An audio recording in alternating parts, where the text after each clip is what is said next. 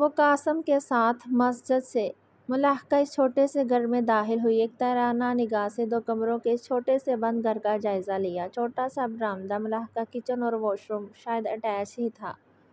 آپ تھوڑا آرام کر لیں اندر کمرے میں جا کر، گھر میں ہر ضرورت کی چھوٹی سے چھوٹی چیز موجود ہے۔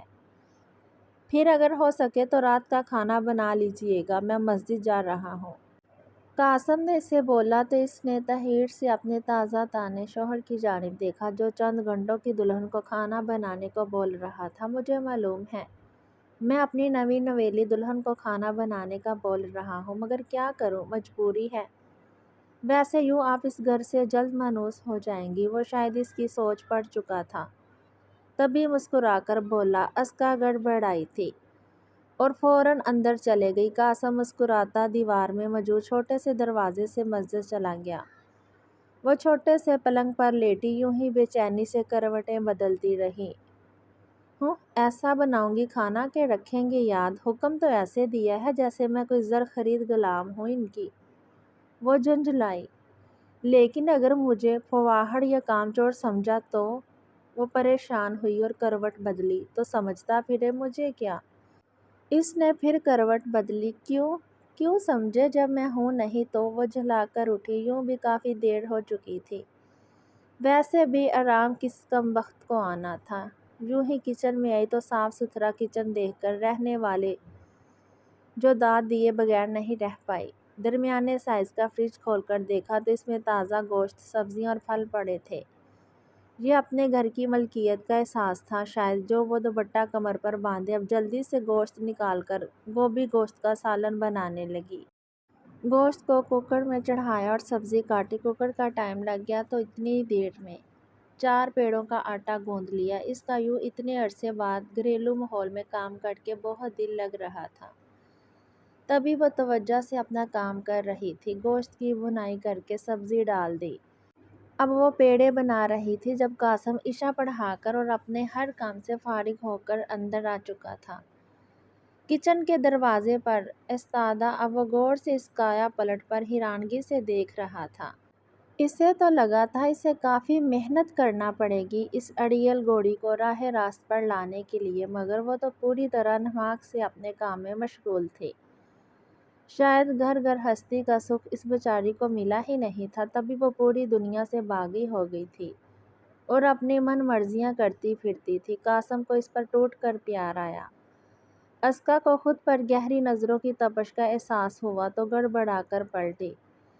سامنے ہی وہ بڑے حق سے اور عجیب سے پرتپش نگاہوں سے اسے نہارنے میں مصروف تھا۔ وہ جلدی سے خود کو کمپوز کر گئی۔ آپ کتنی روٹی کھائیں گے؟ وہ خود کو کمپوز کرنے کے چکر میں جتنا احمقانہ سوال کر گئی تھی، اس کا احساس جلد ہی ہو گیا۔ تو دناستہ ہانڈی میں فضول میں چمچہ چلانے لگی۔ قاسم گہرا مسکرایا۔ یہ تو اب بھوک پر منحصر کرے گا کہ کتنی کھائی جائیں گی۔ آپ بنا دیں، آپ سے جتنی بنتی ہیں، وہ مسکرا کر بولا۔ اسکا اس کی معنی خیز نگاہوں اور باتوں سے جھنجھلائی۔ آپ اندر جا کر بیٹھیں، میں اندر ہی کھانا لگا دوں گی۔ اسکا نے اس کی بولتی نگاہوں سے تنگ آ کر اسے ٹالنے کو کہا۔ نہ بھئی نہ، ہم ان شوہروں میں سے نہیں جو بیوی کو زر خرید غلام سمجھ کر بیٹھ کر بس حکم چلائیں۔ ہم تو اپنی لاڈلی بیگم کا ہاتھ بٹایا کریں گے۔ وہ سکون سے کہتا ادھر ہی رکھی چیئر پر بیٹھ گیا۔ اسکا اس کی لاڈلی کہنے پر اپنا دم ساتھ گئی اور چپ چاپ روٹی بنانے لگی۔ روٹی بنا کر اس نے کچن کے فرش پر ہی دسترخوان بچھایا۔ وہ دونوں کھانا کھانے لگے۔ وہ کھانا کھاتے وقت اس کے بنائے کھانے کی تعریف میں رطب السان رہا۔ اسکا نگاہیں جھکائے کھانا کھاتی رہی۔ گلے میں پھندا سا اٹک رہا تھا، آنکھیں بار بار نم ہو رہی تھی۔ اتنے ناز نخرے کب اٹھائے تھے کسی نے کب اسے اتنے قابل اتنا جانا تھا؟ قاسم اس کی حالت سمجھ رہا تھا۔ کھانا کھا چکے تو قاسم نے جلدی سے اٹھ کر برتن اٹھائے، دونوں نے کچن سمیٹا۔ وہ کھڑی اپنی انگلیاں چٹکا رہی تھی جب قاسم نے بے دھڑک اس کا ہاتھ تھاما۔ چلیے اندر آرام کرتے ہیں۔ وہ اسے لیے کمرے میں آیا اور کمرے میں لا کر اس کا ہاتھ چھوڑ دیا۔ وہ اس سے کسی قسم کی زور زبردستی تو ہرگز نہیں کرنے والا تھا۔ اس مچلتی چکنی مچھلی کو بس محبت کی کنڈی ڈال کر ہی قابو کیا جا سکتا تھا۔ قاسم پلنگ پر نیم دراز ہوا، جبکہ وہ کمرے میں کوئی اور لیٹنے کی جگہ نہ پا کر بے بسی سے کرسی پر بیٹھ کر اپنے ہاتھوں کی انگلیاں چٹکانے لگی۔ ازکیٰ وہاں کیوں بیٹھی ہو؟ ادھر پلنگ پر آئیے، قاسم نے کہتے پڑے کھسک کر اس کے لیے پلنگ پر جگہ بنائی۔ میں آپ کے قابل نہیں ہوں، آپ کیوں نہیں سمجھ رہے یہ بات؟ آپ کو کچھ بھی پتہ نہیں میرے بارے میں بہت بری ہوں، آپ جیسے نیک، سچے اور با کردار انسان کے قابل نہیں، وہ بھرائی آواز میں بولی تھی۔ گلے میں پھندا سا لگ گیا۔ اگر یہ سوچتا کہ آپ میرے قابل نہیں ہیں تو آپ سے نکاح ہی نہیں کرتا، اور اگر میں کہوں کہ میں آپ کا ماضی اچھی طرح جانتا ہوں، پھر بھی کہتا ہوں کہ میرے قریب آئیں تو آپ کیا تب بھی انکار کریں گی؟ قاسم نے سکون سے کہا۔ تو ازکیٰ نے جھٹکے سے سر اٹھا کر اس کی جانب دیکھا اور ہاتھوں میں چہرہ چھپا کر پھوٹ پھوٹ کر رو دی۔ ادھر میرے پاس آئیے ازکیٰ، قاسم نے پھر نرمی اور محبت سے اسے پکارا۔ اب وہ سوں سوں کرتی جھجکتی اٹھی تھی اور جا کر اس کے لیے خالی کی گئی جگہ پر بیٹھ گئی۔ اب آپ خود چل کر میرے پاس آئی ہیں تو کیا میں یہ سمجھوں کہ آپ مجھے خود کو میرے سپرد کرنے کا اعزاز بخش رہی ہیں؟ قاسم نے مسکراتے سے چھیڑا تو وہ ہاتھوں سے چہرہ چھپا گئی۔ آج جانے کیوں ہر احساس اچھوتا اور انوکھا ہی تھا کہ وہ اب سر تا پیر شرم سے بوجھل ہو کر سرخ پڑ گئی تھی۔ قاسم نے ہاتھ بڑھا کر اسے اپنے سینے پر گرایا۔ وہ بکھلائی تھی مگر قاسم نے اس کی کمر پر بازو لوگ کر لیے تھے۔ وہ اس کے سینے میں منہ دے کر رونے لگی۔ اب کیا ہوا آپ کو؟ کوئی مسئلہ ہے کیا؟ قاسم نے ٹھوڑی سے پکڑ کر اس کا چہرہ اپنے روبرو کیا۔ اس نے بھیگی پلکوں سمیت اس بات میں سر ہلایا۔ کیا؟ قاسم پریشان ہوا۔ مجھے حلوے بنانے نہیں آتے، ازکیٰ نے مسکین سی شکل بنا کر کہا۔ تو قاسم قہقہ لگا کر ہنس پڑا۔ تو آپ کو کس نے کہا کہ میں حلوے کھاؤں گا؟ قاسم نے دلچسپی سے اسے دیکھا۔ وہ مولوی لوگ کھاتے ہیں نا حلوے، سنا ہے میں نے۔ وہ روحان سی ہوئی۔ قاسم کی ہنسی کا فوارہ چھوٹا تھا اور اتنے دن بعد وہ یوں ہنس رہا تھا۔ سچ ہے کہ ایک دوسرے کے وجود کا حصہ ہونا، کسی کے حیات کا شریک ہو جانا، کسی کا لباس ہو جانا بھی اس رب کریم کی ایک بہت بڑی نعمت ہے۔ نہیں، غلط سنا آپ نے، مجھے میٹھا اتنا پسند نہیں۔ ہاں، اگر کبھی زیادہ دل کیا میٹھے کو تو وہ میں بنا بنایا میرے پاس ہی موجود ہوگا۔ وہ اس کے نچلے ہونٹ پر انگوٹھا رب کرتا بولا۔ تو ازکیٰ کی سیٹی گم ہوئی تھی۔ اس سے دور جانا چاہا مگر وہ پوری طرح اس پر قابض ہوا تھا۔ پھر ازکیٰ نے شرافت سے خود کو اس کے سپرد کر دیا کہ جانتی تھی اگلی زندگی اب کافی اچھی اور خوشگوار گزرنے والی تھی۔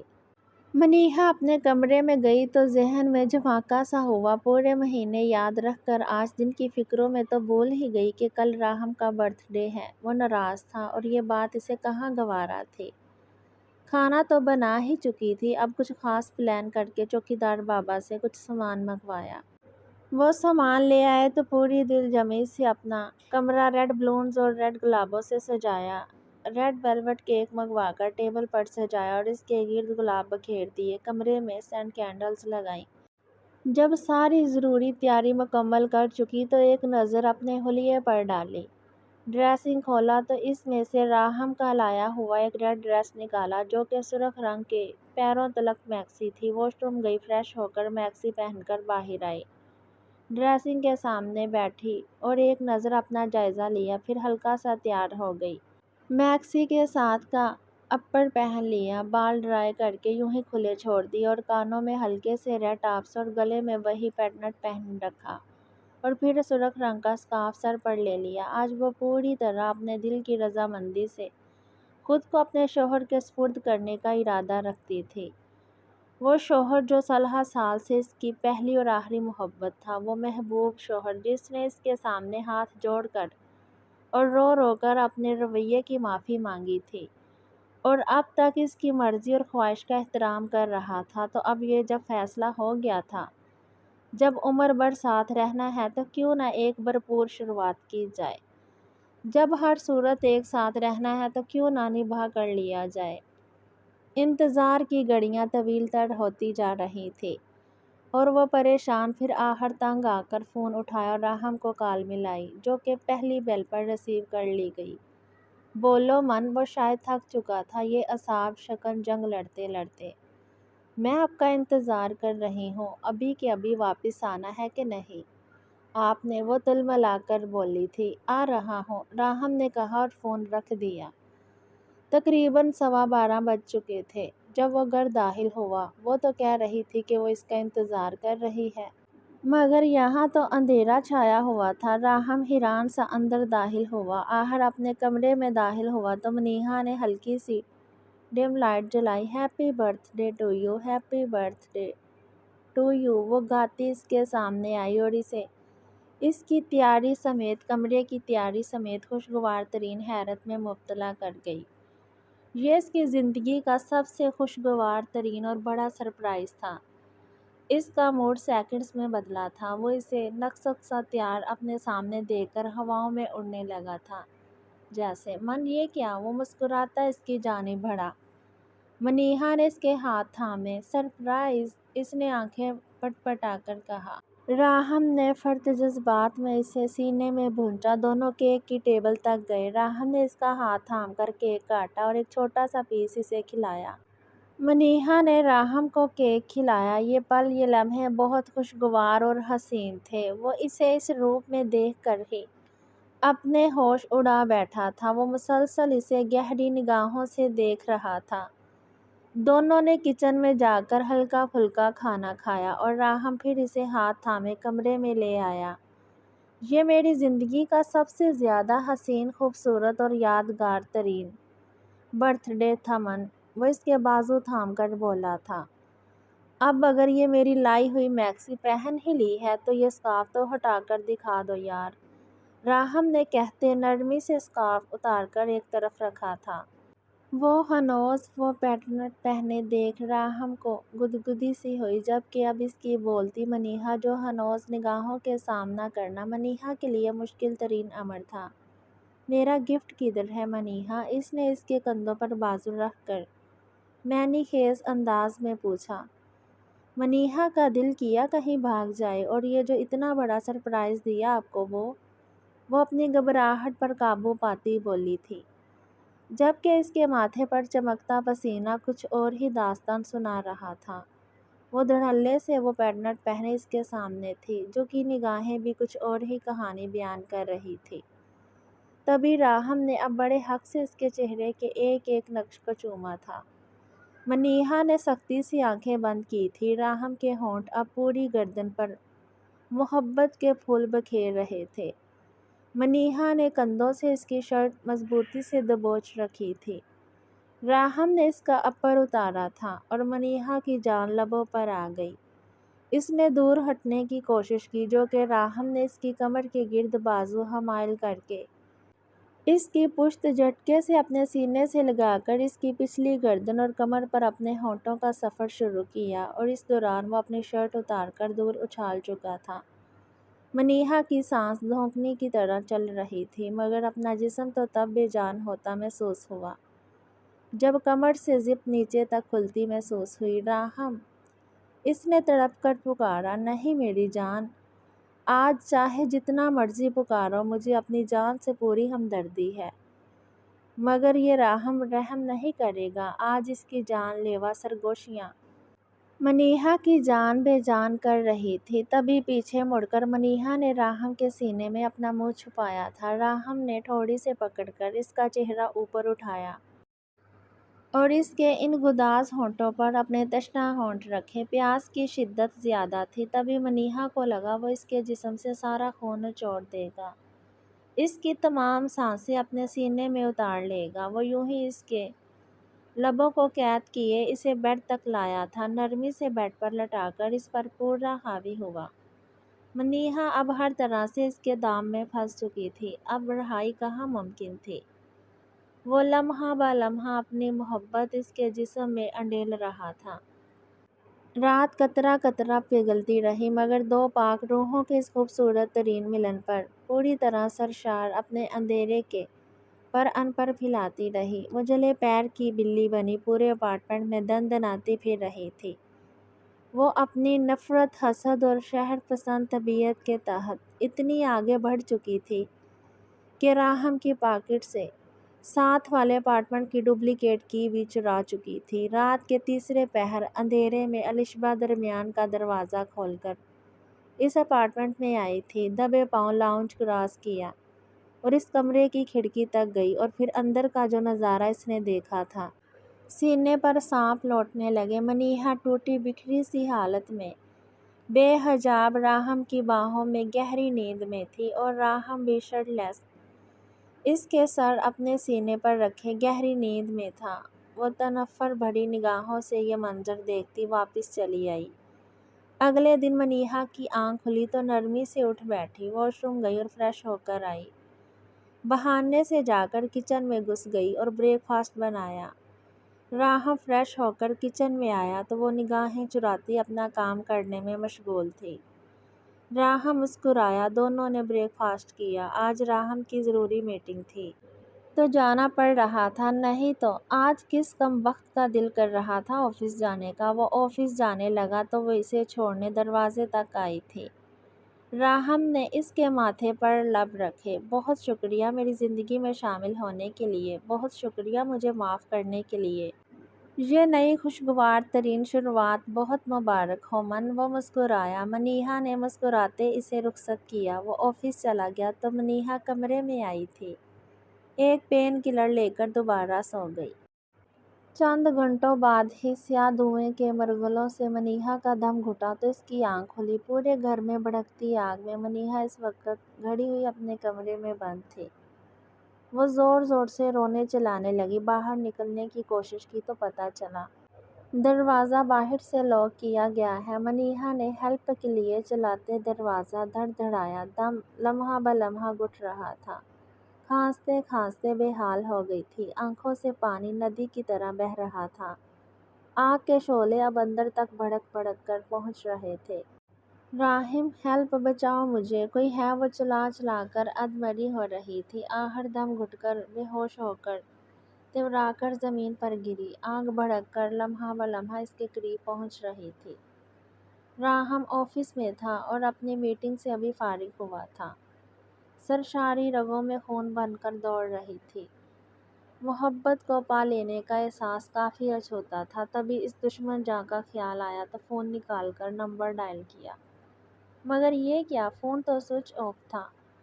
लैंडलाइन पर कॉल की तो वो भी ऑफ। ये हो क्या रहा है यहाँ? वो परेशान हुआ।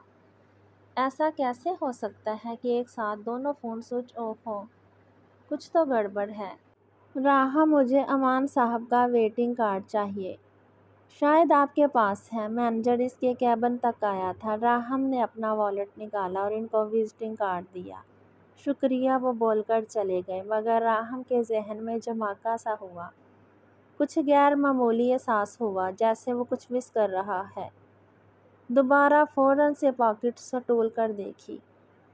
हैरत अंगेज़, इसके पास जो चाबियां मौजूद थी, इसमें अपार्टमेंट के दरमियानी दरवाजे की चाबी गायब थी। राहम ने फ़ोन उठाकर ऑफिस से भागकर बाहर निकलते अपार्टमेंट के चौकीदार को कॉल मिलाई, जो दूसरी बेल पर रिसीव कर ली गई। जी साहब, खैरियत? इसने पूछा। इधर दूसरी जानिब जाकर देखो, मनीहा बीबी के अपार्टमेंट की जानिब। सब खैर खैरियत है? फ़ोन मत रखना। राहम के कहने पर वो इस जानिब आया था, जहाँ धुएं के मरगोले घर से निकलते देख चौकीदार के चेहरे की हवाइयाँ उड़ी थी।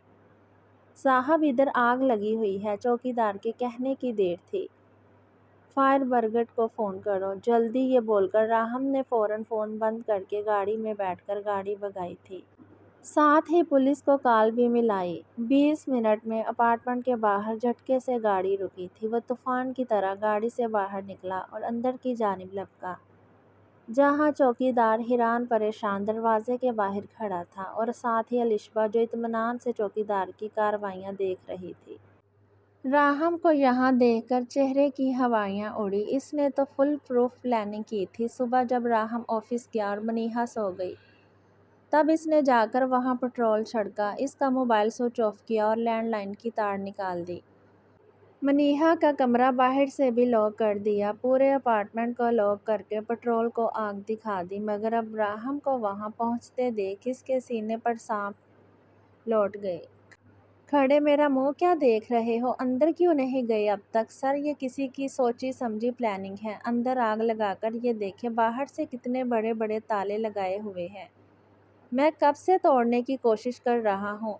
توڑو انہیں۔ راہم چلایا اور جانے کون سا جنون سوار تھا کہ اینٹ اٹھا کر ایک ہی وار میں تالا توڑ دیا۔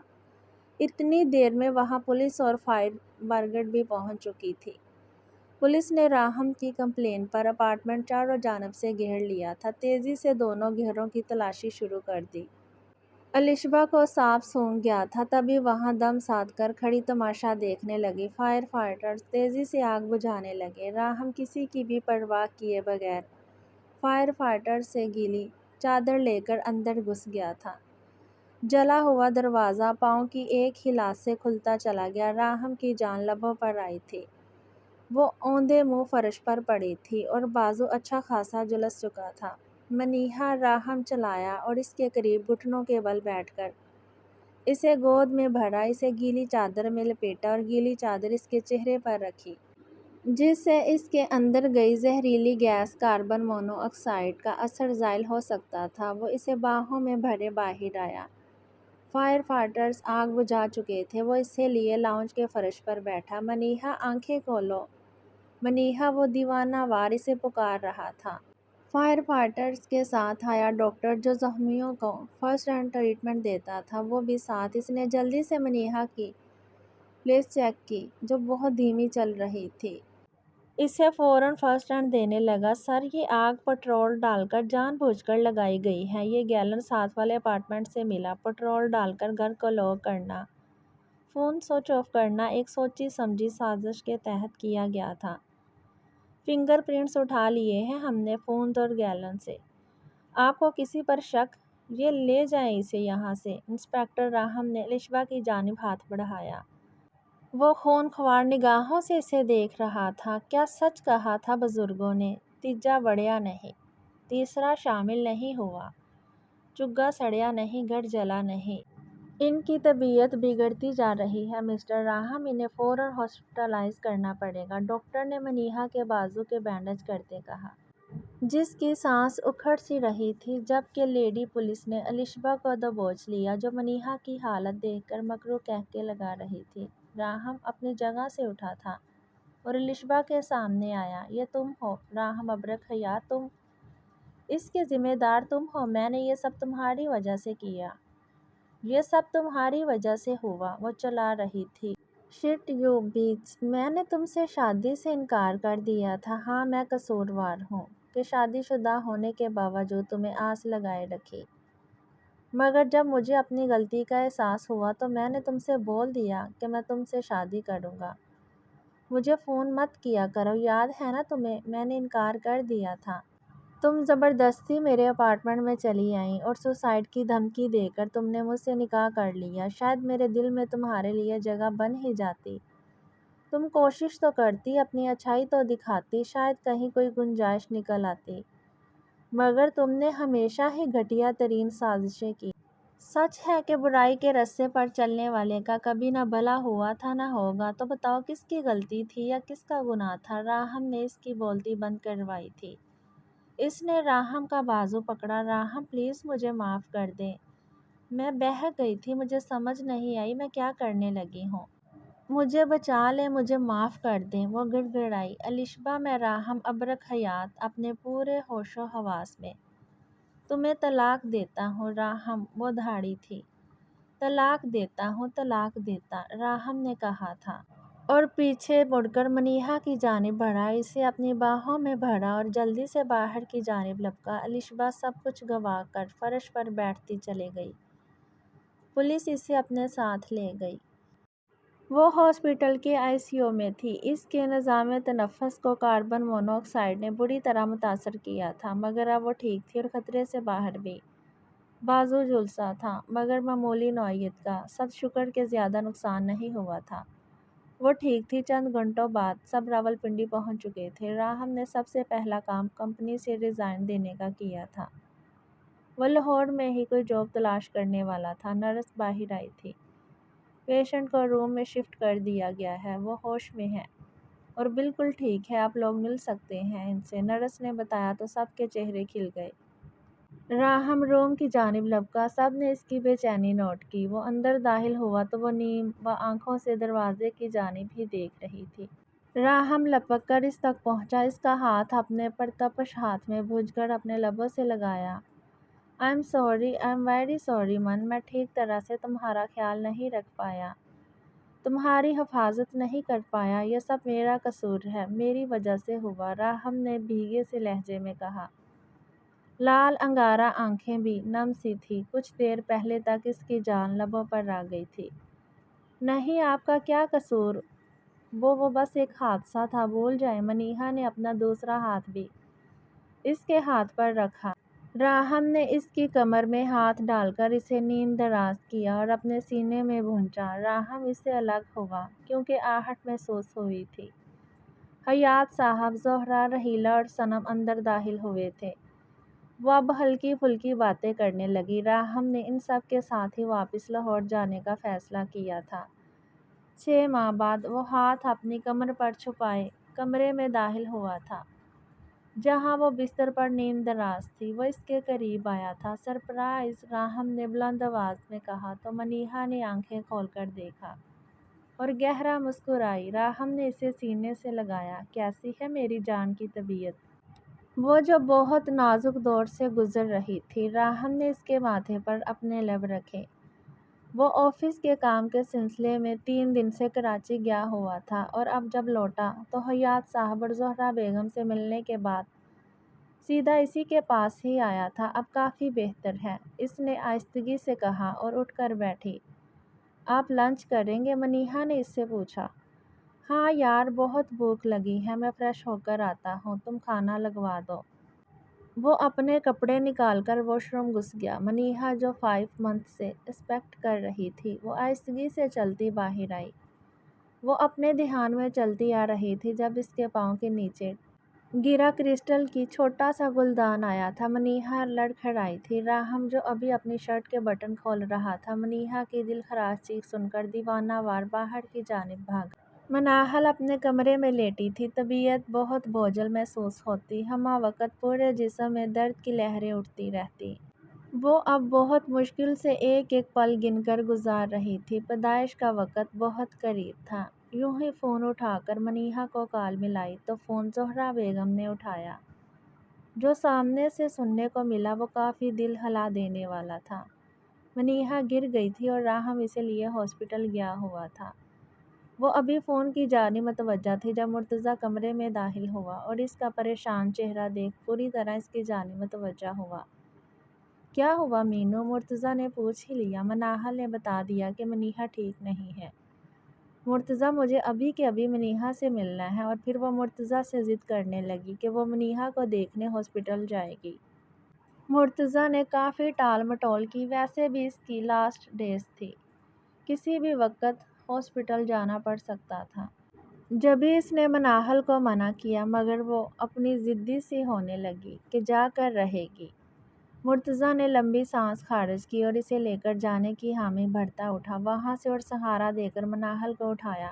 الماری سے لا کر چادر اس کے کندھوں پر ڈالی۔ مناہل مسکرائی تھی۔ اس شخص نے اس کے زخموں کا مداوا بہت حسین طریقے سے کیا تھا۔ اس کی مسکراہٹ پر مرتضیٰ گہرا مسکرایا اور جھک کر اس کے ماتھے پر لب رکھے۔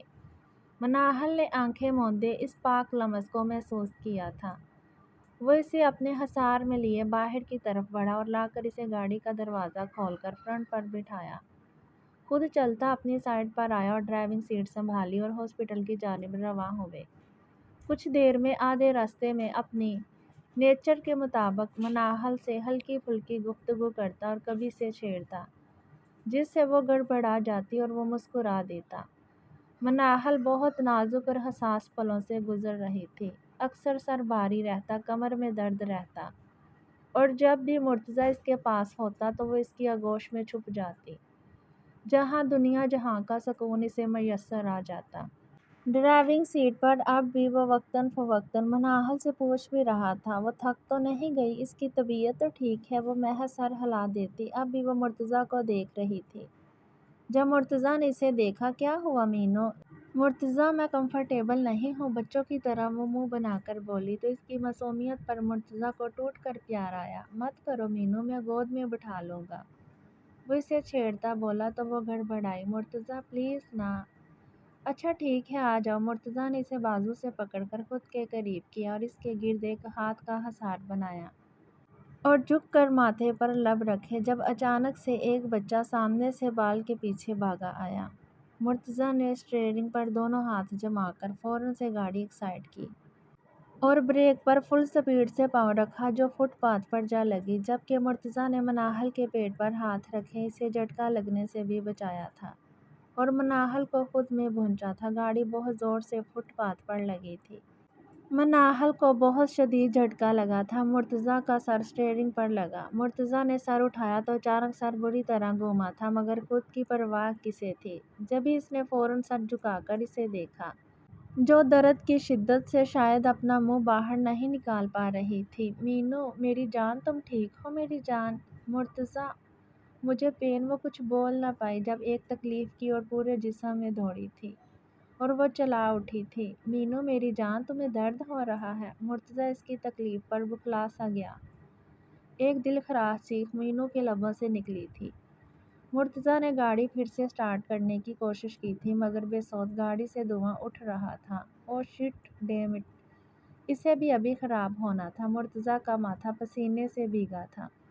وہاں مناہل کی حالت بگڑتی جا رہی تھی اور کچھ کپڑے اور طرح سے بھی حالت بگڑتا شروع ہو گئی۔ مرتضیٰ نے اسے دیکھا اور مزید جان نکلی۔ مناہل میری جان، حوصلہ رکھو مائی لو، میں ایمبولینس کو کال کرتا ہوں، مسلسل چیختی چلاتی مناہل کو قابو کرتا بولا تھا، خود ہر چیخ ہر جیسے دل بیٹھا جا رہا تھا۔ مرتضیٰ نے فوراً سے پہلے 1122 پر کال ملائی اور کسی قریبی ہاسپٹل سے ایمبولینس منگوائی تھی۔ مناہل کی طبیعت شدید بگڑتی جا رہی تھی، آنکھیں تک بند ہو رہی تھیں۔ مناہل میری جان۔ مرتضیٰ نے اس کا سر اپنے بازو پر رکھا اور اس کا چہرہ تھپ تھپایا جو وہ نڈال ہو رہی تھی۔ مینو میری جان، آنکھیں کھلی رکھو پلیز۔ وہ مسلسل اس کا چہرہ تھپ تھپائے جا رہا تھا۔ لوگوں کا ہجوم تھا جو ان کے ارد گرد اکٹھا ہوا تھا۔ مرتضیٰ کی گاڑی کے شیشے کالے ہونے کی وجہ سے کوئی نہیں اندر دیکھ پا رہا تھا۔ کچھ دیر میں ایمبولینس کی آواز آئی۔ مرتضیٰ اسے باہوں میں بھرے باہر نکلا تھا، لوگوں کو دور دور دھکیلتا وہ سیدھا ایمبولینس کی طرف بڑھا اور مناہل کو اٹھا کر اندر کیا، خود بھی اندر بیٹھا۔ وہ نیم جان سی چلائی جا رہی تھی جس سے اس کی طبیعت میں مزید بگاڑ پیدا ہو رہا تھا۔ شاید وقت پورا تھا، مینو کی تکلیف کسی صورت کم نہیں ہو رہی تھی۔ وہ سب ایمبولینس میں سوار ہوئے اور گاڑی ہاسپٹل کی جانب روانہ ہوئی۔ ہاسپٹل پہنچ کر مرتضیٰ نے تڑپتی مناہل کو پھر سے بازوؤں میں بھر کر اسٹریچر پر لٹایا۔ اس کی چادر اچھے سے اس کے اوپر پھیلا دی۔ مناہل کو لیبر روم میں لے جایا گیا تھا۔ بہت کٹھن وقت تھا، مرتضیٰ پر پل پل بھاری تھا۔ اس دوران مناہل کی چیخوں میں مزید اضافہ ہوا تھا۔ مرتضیٰ اپنے قدم روم کی طرف بڑھاتا اور پھر روک لیتا۔ بے چینی حد سے سوا تھی جب کچھ ہی دیر میں مناہل کی چیخوں کی آواز میں کمی آئی۔